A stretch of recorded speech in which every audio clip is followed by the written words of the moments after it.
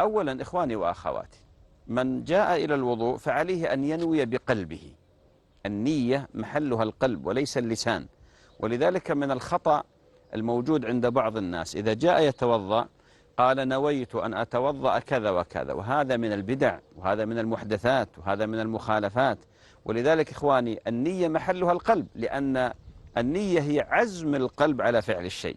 ولذلك الإنسان الذي يريد الوضوء حينما يذهب ليتوضأ حتى يستبيح العبادة، الصلاة وغير الصلاة. ولذلك لا يجوز للإنسان أن يتلفظ بالنية أثناء الوضوء ولا في أي عبادة من العبادات.